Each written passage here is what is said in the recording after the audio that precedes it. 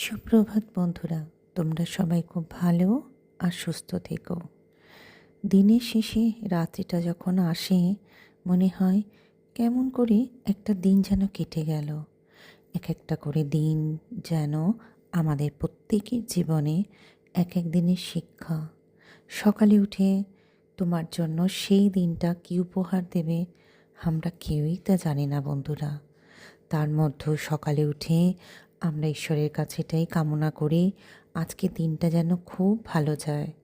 ভালো কাজ করো, কেউ দেখুক বা না দেখুক, বলুক বা না বলুক, কারণ তোমার সততা তোমার কাছে কোনো পুরস্কার চায় না, শুধু শান্তি দেয় মনের ভিতরে যে আমি যেটাই করেছি ভালো কাজ করেছি।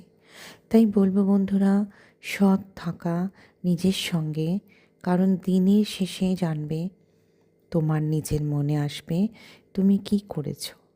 তাই নিজেকে বলতে পারবে, নিজের মনকে, যে কারোর ক্ষতি অন্তত করিনি। আর সৎ থাকার চেষ্টা করো। নিজের প্রতি দিনের শেষে মনে হবে যে আজ ঘুমটা সত্যি খুব ভালো হবে, কারণ আমি কারোর ক্ষতি করিনি।